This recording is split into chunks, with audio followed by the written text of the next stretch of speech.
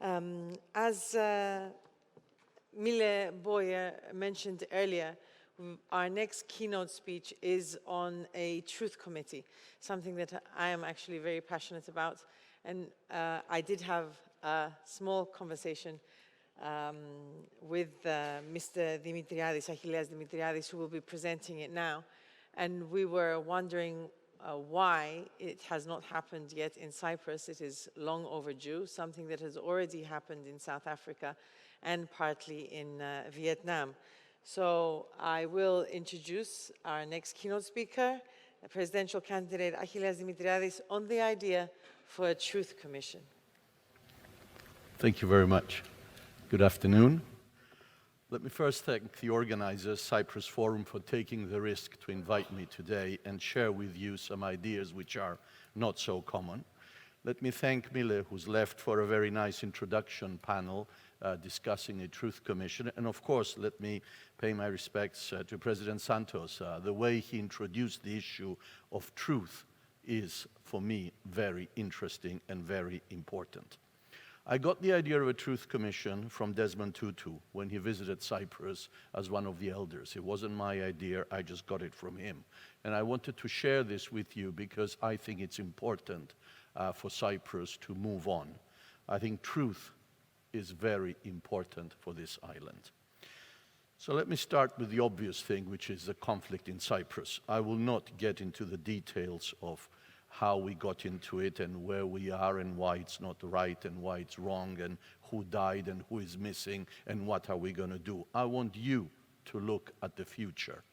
The past is there. I want the future. And for me, the future takes into account the intercommunal conflict, the Turkish invasion, but it takes into account the missing. And I want to talk about the missing because for me, it is the starting point of a truth commission. There are real people out there who wait for their loved ones to come back. These people have been told that their loved ones have not died. Right or wrong, I will not discuss. They are there. They are allowed closure. They are entitled to closure. We do not have a right to deprive this information from them. So yes, there was war. Yes, there were atrocities. Yes, one blames the other. But look at the future for a change. Don't look at the past. It is there simply to guide you. So let's look at some of the numbers, which is very sad. There are missing persons from both communities. 1,510 Greek Cypriots, 492 Turkish Cypriots. There are still missing today 975 families do not know what happened to their loved ones. Yes, the chances are that they are probably not alive. But that is not only the question. The question is, do we know what happened to them? Do we have the remains? Can we have a tomb to go and pay our respects once a week, once a month, once a year? Can we give these people closure so that they go on with their lives? They have a right to know. We have an obligation to tell. And that is the equation. That is what we are missing. So we have the CMP, the Committee on Missing Persons. It has been working since 1981 when it was established, and this is interesting, by a UN General Assembly mandate. It is important to note that, and I'll come back to it later. Its obligation or mandate or mission is to investigate and exhume remains and deliver them to the families. That's all very good, but it offers no explanation as to the cause of death, the circumstances of disappearance, and actually does not offer any real information for the families which they are entitled to receive. 2 bullets in the skull is not enough. He died because of bullet wounds. I'm sorry, I don't buy that. I want the truth. The families want the truth. They are entitled to it.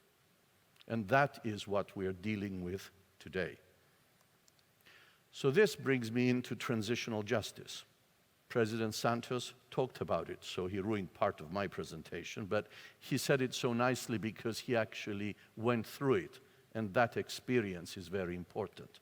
There are more than 40 truth commissions all over the world. Perhaps the most famous one is South Africa. Nelson Mandela was there. He guided his country through a truth commission and everything else. Colombia was there. President Santos guided his country through. There needs to be a balance between peace and justice. And it is that delicate balance that actually creates the discussion.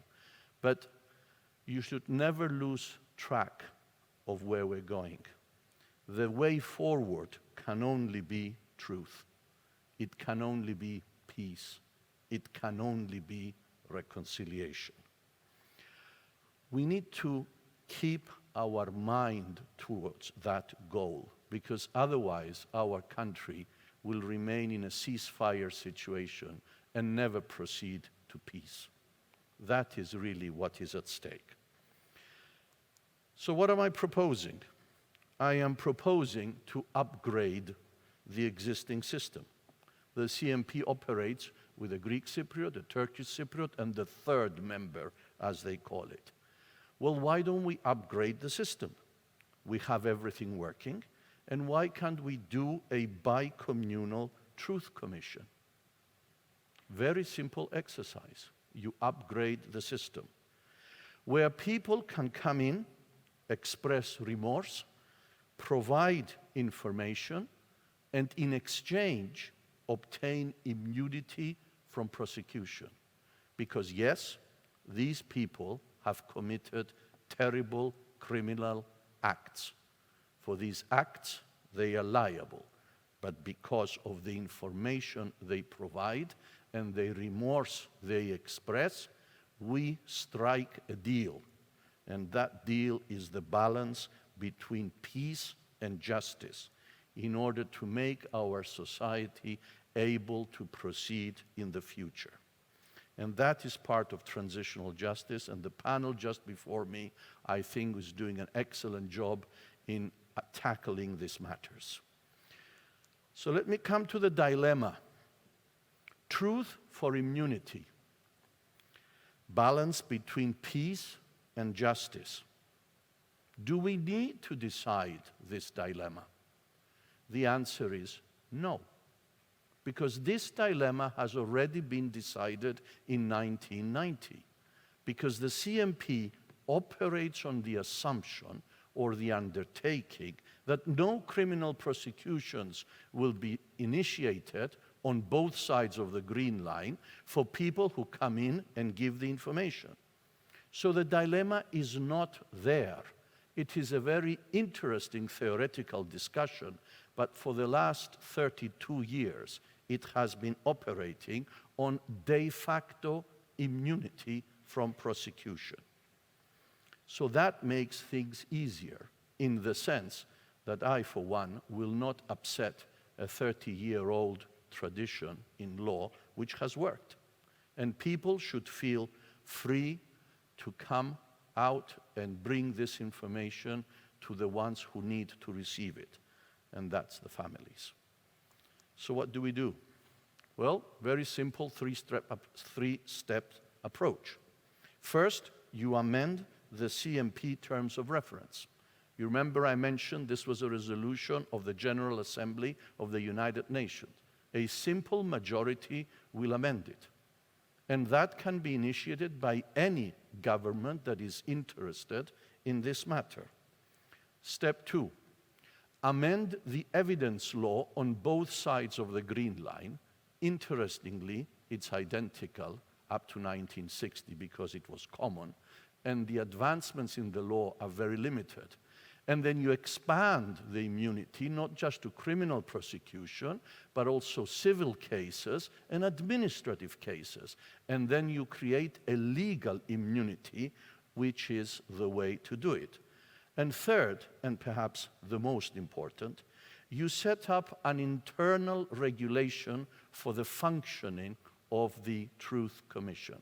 And that is a matter for for the Greek Cypriot member, the Turkish Cypriot member, and perhaps the third member who can do it. So what's the way forward? Well, the way forward is working through NGOs. There is an NGO called Truth Now Cyprus, which operates, and that NGO can team up with another one representing Turkish Cypriots. Then you have to address the relatives, because they are the ones most affected by it. They are the ones entitled to the truth. Then you look at civil society, and you look at us, you look at yourselves here, who are dealing with this matter. And then you look at the political process, and you ask all presidential candidates for this presidential campaign, are you supporting a truth commission? That is the question for them. So what's the conclusion? A truth commission for Cyprus. Why not? A truth commission is the seed of peace. Let's plant it and watch it grow. Thank you very much. Thank you very much, Mr. Demetriades. Thank you very, very much.